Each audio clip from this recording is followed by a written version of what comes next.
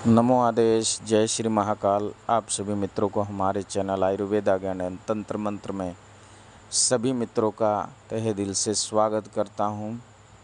आज जो यह आपके बीच एक बहुत ही गुप्त वनस्पति जो कि बहुत ही दुर्लभ है और यह मिलना बहुत ही कठिनाई से मुझे प्राप्त हुई है, और ये बांदे के रूप में जो यह पौधा मैं आपको दिखा रहा हूँ, जो कि साल वृक्ष के ऊपर उगी हुई यह जो वनस्पति आप देख रहे हैं, इस वनस्पति का नाम रतन पुरुष है, जो कि यह औषधीय गुणों से एवं कई तरह के तांत्रिक प्रयोगों में भी इसका उपयोग किया जाता है। कई सन्यासी गण इसे खोजते हैं, पर यह बहुत ही कम ही विरले ही यह प्राप्त होता है। और इसके तो जितनी भी मैं बातें आपको बताऊँ कम ही है।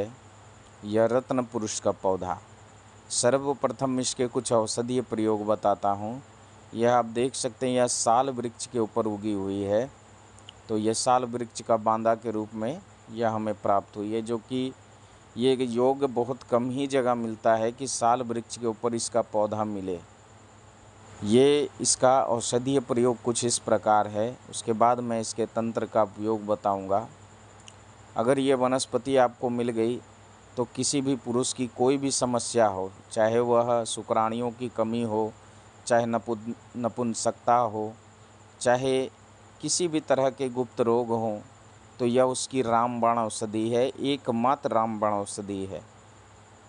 और यह बहुत ही खोजने पर यह प्राप्त हुआ है, बहुत ही रहस्यमय और बहुत ही यह घने जंगलों के बीच में मुझे यह प्राप्त हुआ है। आप देख सकते हैं, इसके सभी छोटे छोटे फल भी हैं और गुलाबी रंग के फूल जो कि अत्यंत सूक्ष्म होते हैं। यह पुरुषों के लिए रत्न तो कहा गया है, इसीलिए इसका नाम पुरुष रत्न कहा गया है। यह कैसी भी समस्या हो आपके पुरुषार्थ में, इसके पंचांग का पाउडर बना करके आप अगर 2 रत्ती भी अगर रोज़ खाते हैं दूध के साथ, तो आपकी कैसी भी प्रॉब्लम हो शरीर में, जो कि गुप्त रोग से संबंधित हो, जैसे स्पर्म का पतलापन हो, शुक्राणुओं की जैसे कमी हो जाती है, तभी बाल बच्चे होने बहुत सारी परेशानियां आ जाती है, तो उसके लिए यह तो एक बहुत ही महत्वपूर्ण औषधि है। अगर इसका पाउडर का आप सेवन करते हैं सुबह शाम या रात में भी सेवन करते एक टाइम भी, तो आपको यह बहुत ही ऊर्जादायक यह आपको महसूस होने लग जाएगा। आपकी जो भी प्रॉब्लम है अंदरूनी, वो उसकी शिकायत दूर हो जाएगी, जो कि बहुत सारे गलतियों के चलते भी इंसान नपुंसकता की ओर और खान पान आजकल के मिलावटी चीज़ों के चलते भी थोड़ा प्रॉब्लम होता है, तो उसमें यह एक रामबाण की तरह काम करेगा। दूसरा क्या है, इसके फलों को भी अगर आप रोज़ अगर कच्चा चबा लेते हैं, पर कच्चा तो बहुत ही कम प्राप्त होता है, यह थोड़ा सा दुर्लभ श्रेणी में आता है। अगर यह इसके फल आप चबाते हैं डेली, तो मोटा मोटी 11 दिन में आपको इसका फ़र्क नज़र आने लग जाएगा।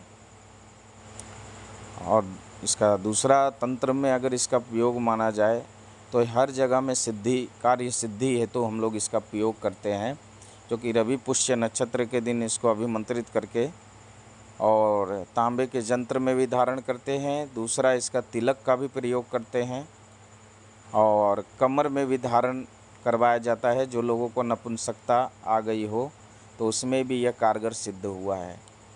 इस वनस्पति को अगर अभिमंत्रित करके नवार्ण मंत्र के द्वारा अगर धारण कर लिया जाए, तो कोर्ट कचहरी मुकदमा, चाहे आप किसी तरह के कारोबार से संबंधित जुड़े हों, तो उसमें भी यह सफलता दिलाती है पूर्ण रूप से। अगर मान लीजिए किसी तरह का आपको आकर्षण करना हो, तो इसके जड़ को थोड़ा सा घिस करके, थोड़ा सा इसमें लाल चंदन मिला करके अगर तिलक करते हैं, तो यह सम्मोहन भी करता है। और दूसरी बात यह है कि इसके अगर जड़ को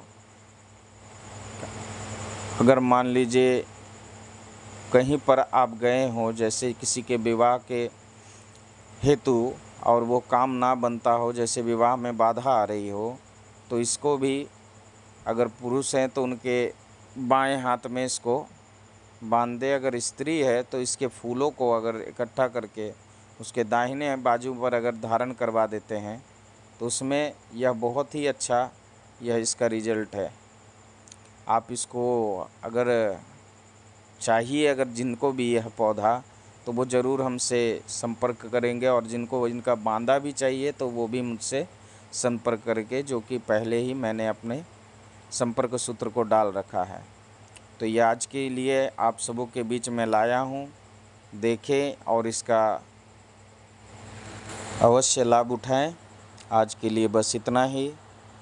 जय महाकाल, जय माँ कामाख्या, जय माँ तारा। आदेश आदेश आदेश।